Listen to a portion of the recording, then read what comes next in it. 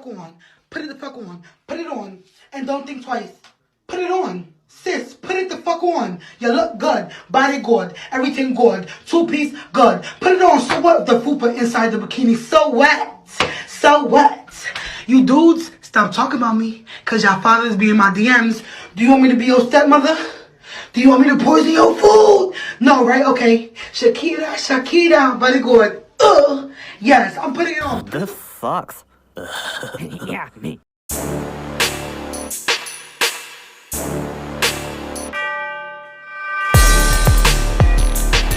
Back to the channel, guys. I hope everybody's doing great. Today we're going to be talking about a topic that might be kind of controversial, might offend some people. Today's topic is about the, whatever you want to call it. I don't even know the word for it.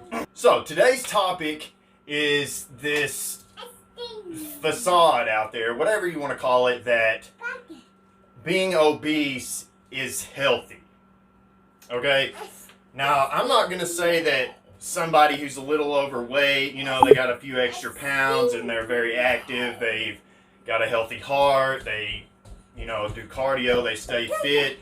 Like some softball players, for instance, they've got a little extra weight on football players, but they tend to stay a little more healthy. That does not mean that their arteries are not more prone to clog than somebody who has a healthy body fat percentage. It just means that they are probably a little more healthy than somebody who's just sitting on the couch eating Cheetos 24/7 and is morbidly obese. So, you know, I don't want to body shame anybody. I don't want to make anybody feel bad. I just want us to all be clear that obesity is not healthy, and there's nothing healthy about it.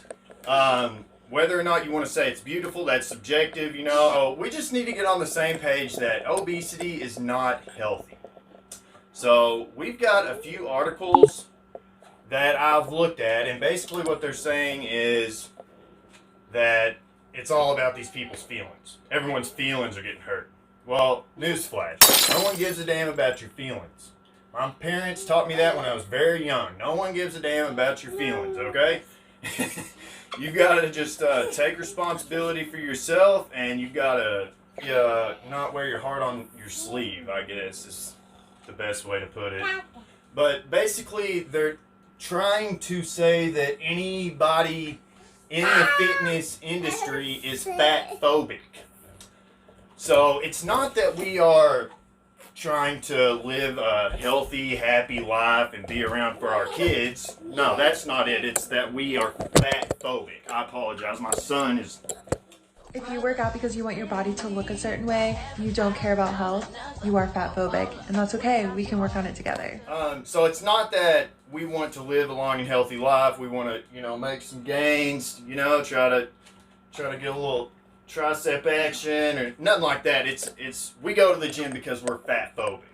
So I get a little pissed off when I hear things like that. That comes from a very victimized mentality. So these people are pretty much, they find an excuse for everything. It's the same people who say, I can't do it. A lot of obese people will blame genetics. They'll say, well, my genetics are this, so I can't even try. So they just get more and more fat. So the bottom line is the law of thermodynamics is going to be accurate no matter what plays into it. Yes, genetics are going to affect the variants that factor into, you know, your calories in, your calories out, your energy in, your energy out. But the bottom line is, if you consume more energy than you're burning, you are going to store that energy as body fat. And if you continue to do that over and over for years, you're going to accrue quite a large amount of body fat. Now, the genetic factor of that is that some people are born with a much higher metabolism than other people are.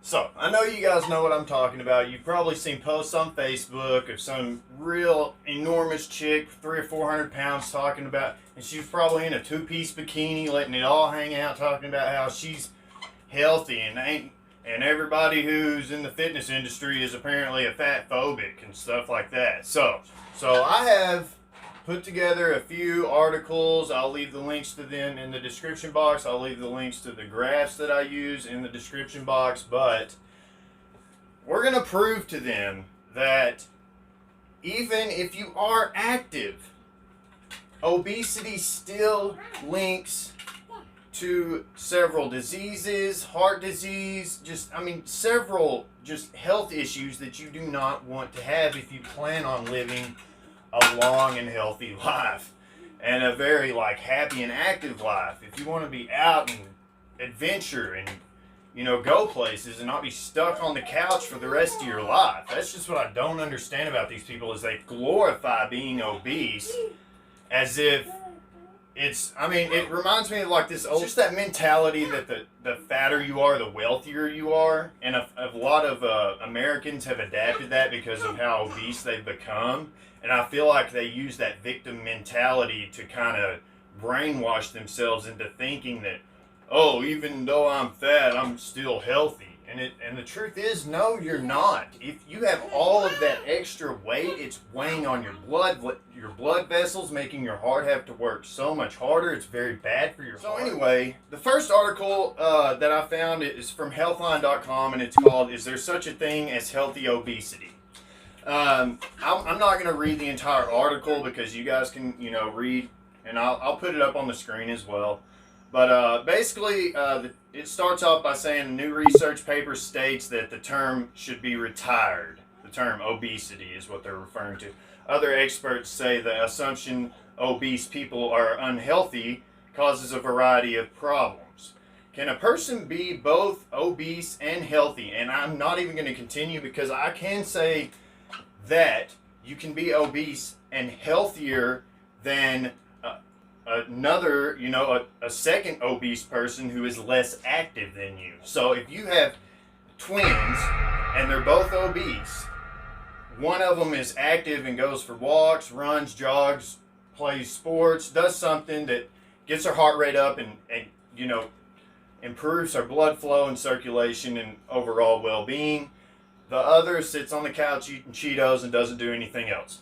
The one who is more active will definitely be healthier than the one on the left, but by no means are they going to be healthier than anyone who has a healthy body fat percentage.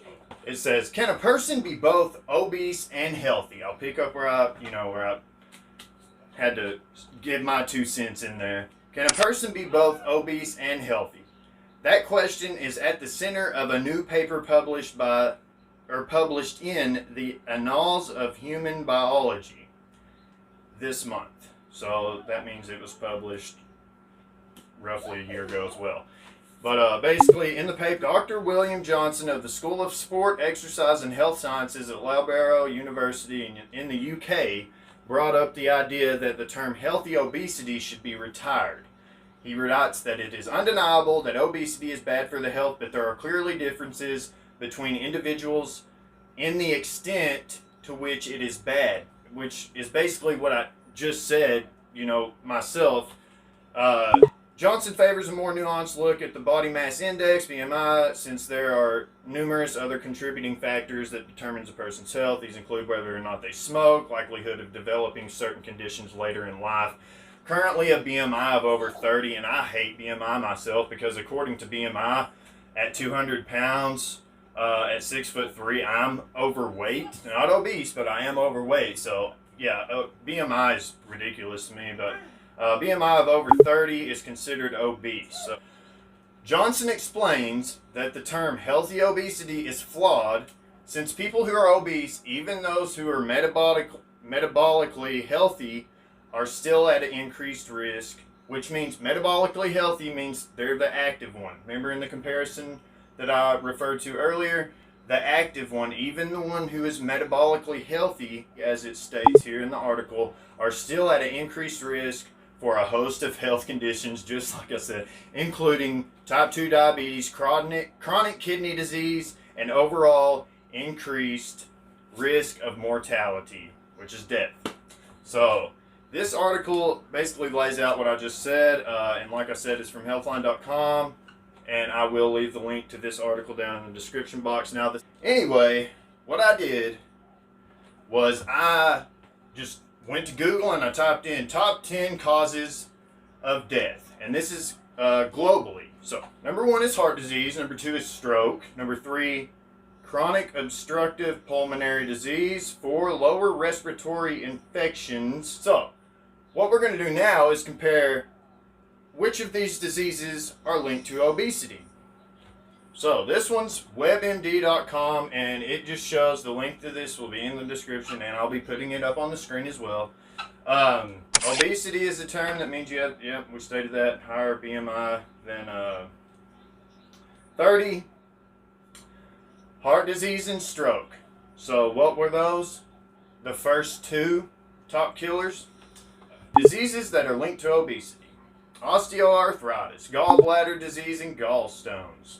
Some cancers, diabetes, high blood pressure, heart disease and stroke. Breathing problems such as sleep apnea, which kills brain cells. It can kill you, basically die in your sleep. And asthma. And this isn't all diseases that are caused by obesity. This is only some of them, the top ones, if you will. And notice that almost every one that I named there was on that chart of top leading causes of death globally.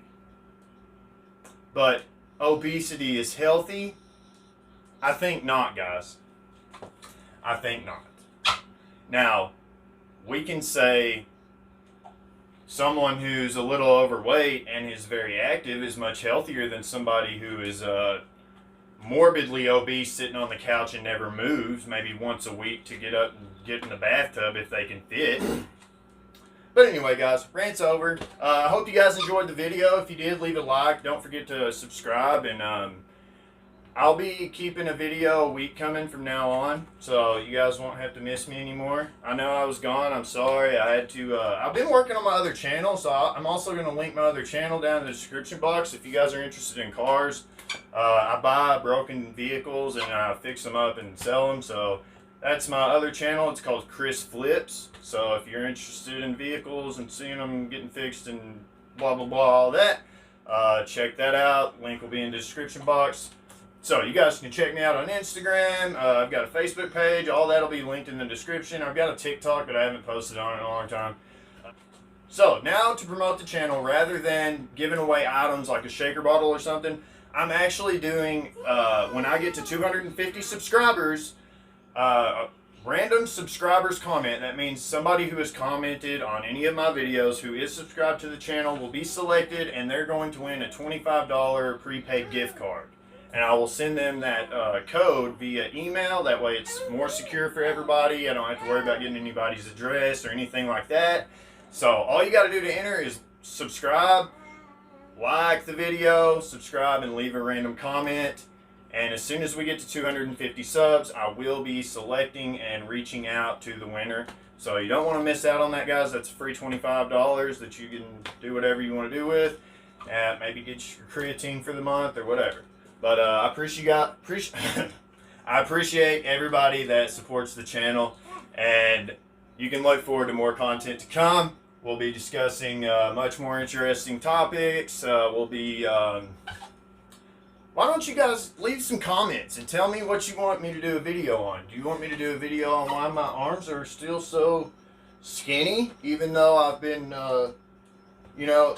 lifting for damn near 3 years now, and I'm not exactly natty?